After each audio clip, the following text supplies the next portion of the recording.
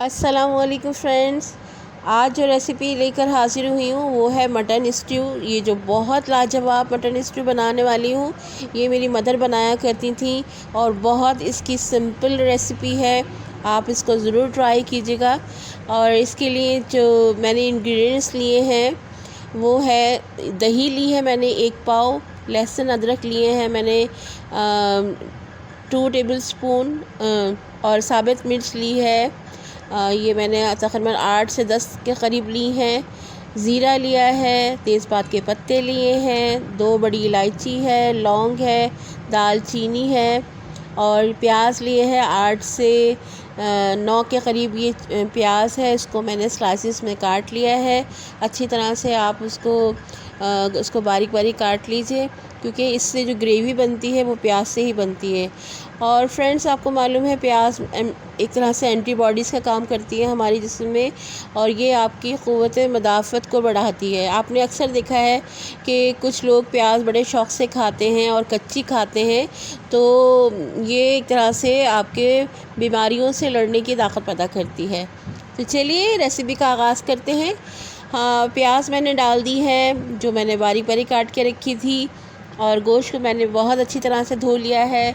अगर जो भी आप गोश्त लेंगे मटन या बीफ का, तो बोन का गोश्त ज़रूर लीजिएगा, वो बड़ी मज़े की उसकी बोटियाँ होती हैं और स्टू भी उसका बड़े मज़े का बनता है।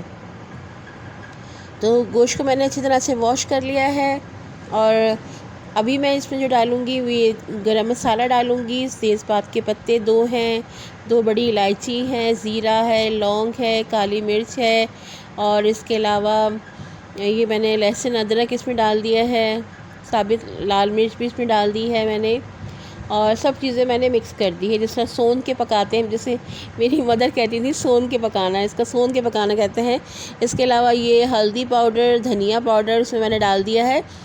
आपको मालूम है ये इसका जो चीज़ें हम भून के पकाते हैं उसका फ्लेवर बहुत ही डिफरेंट आता है, और जो चीज़ें सोन के पकाते हैं उसका भी फ्लेवर बहुत डिफरेंट आता है। आप ये इस तरह ज़रूर ट्राई कीजिएगा, इसका इतना ज़बरदस्त फ्लेवर आता है कि आप हमेशा इसको इसी तरह ही पकाएंगे।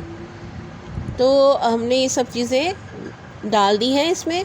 अब मैं इसमें पानी ऐड करूँगी, तकरीबन 2 से 2.5 गिलास मैंने इसमें पानी डाल दिया है, और इसको हम मीडियम फ्लेम पर इसको कवर करके इसको पकाएंगे, और जब तक कि प्याज और आप हमारा गोश्त अच्छी तरह गल ना जाए। इसको मीडियम फ्लेम पे हमने रख दिया है पकने के लिए, और अब हम देखेंगे हमारा तकरीबन पकते हुए 6 से 7 मिनट हो गए हैं। हम इसको चलाएंगे, प्याज को अच्छी तरह से ऊपर नीचे करके करेंगे ताकि प्याज अच्छी तरह से गल जाए, ऊपर जो नीचे है प्याज ऊपर सही हो जाए, और इसको हम इस तरह मिक्स करके और अब इसको हम दोबारा कवर करके पकने के लिए रखेंगे। फ्रेंड्स, इसको पकते हुए तकरीबन 15 मिनट हो चुके हैं। अब देखें कि प्याज भी काफ़ी ज़्यादा गल चुकी है और एक तरह से पेस्ट की तरह हो गई है। अब हमने गोश्त भी हमारा तकरीबन गल ही चुका है, और अब हमने इसको पानी को जो इसका है इसको ड्राई करना है। अभी सिर्फ हमने साबित मसाले मिलाए हैं और प्याज है और पानी के साथ हमने इसको पकाया है, लेकिन फिर भी इतनी अच्छी खुशबू आ रही है। अभी भाई आए थे घर में तो डोर से ही कह रहे थे कि आज क्या बना रही हो, इतनी खुशबू आ रही है। तो आप यकीन माने कि इसकी जितनी अच्छी खुशबू आती है जो हम इस तरह सोन के पकाते हैं इसको। तो अब हम इसको पानी को ड्राई करने के लिए रखेंगे, और उससे पहले हमने दही में अच्छी तरह मिक्स कर देंगे ताकि दही का जो पानी है छोड़ दे, और दही में ये बोटियाँ अच्छी तरह से हमने इसको फ्राई कर लेंगे।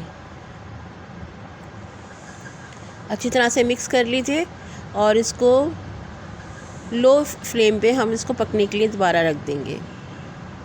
अभी हमने इसमें ऑयल नहीं मिलाया है, सिर्फ हमने गरम मसाले, प्याज और दही डाल के भून रहे हैं। ये देखें, दही ने तकरीबन पानी बिल्कुल दही का खुश्क हो गया है। अब हम इसमें ऑयल ऐड कर रहे हैं।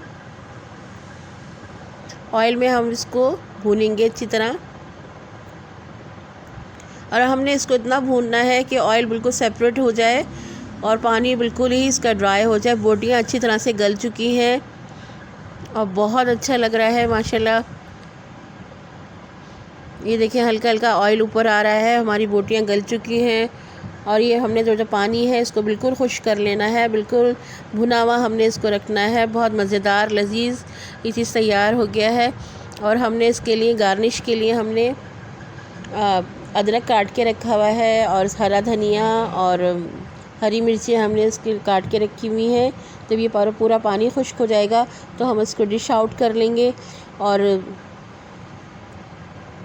अदरक से हम इसको गार्निश करेंगे। कभी हम अक्सर बहुत ज़्यादा भुनी हुई चीज़ें खाते हैं ऑयल में, मसाले, लेकिन अगर हम इस तरह इसको करके पकाएंगे तो इसका टेस्ट बहुत ही डिफरेंट आएगा, बहुत अच्छा आएगा, बहुत मज़ेदार। ये देखें ऑयल भी इस ऊपर आ रहा है, तकरीबन पानी इसका खुश्क ही हो गया है, लेकिन हमने कोशिश करनी कि इसको अभी और ड्राई करना है, बिल्कुल भुना हुआ रखना है इसको। जो हमारी साबित मिर्चें थी वो भी टूट चुकी हैं और जो साबित मिर्ची उसका जो कुटा हुआ होता है टेस्ट बहुत ही अच्छा आ गया है। ये देखिए अब हम इसको डिश आउट कर रहे हैं। बहुत अच्छी भीनी भीनी खुशबू आ रही है और उसका टेस्ट भी बहुत लाजवाब है। आज मुझे अपनी मदर, अल्लाह ताला उनको जन्नतुल फिरदौस में जगह दे, आमीन, मुझे अपनी मदर की याद आ गई कि किस तरह वो इतने मज़े से हमारे लिए बनाती थी और हम उनको याद करते हैं। ये देखें अब हमने जो अदरक काट के रखा है इससे हम इसकी गार्निश करेंगे। मेरी मदर के हाथ में बहुत जायका था, वो बहुत लाजवाब चीज़ें बनाया करती थी।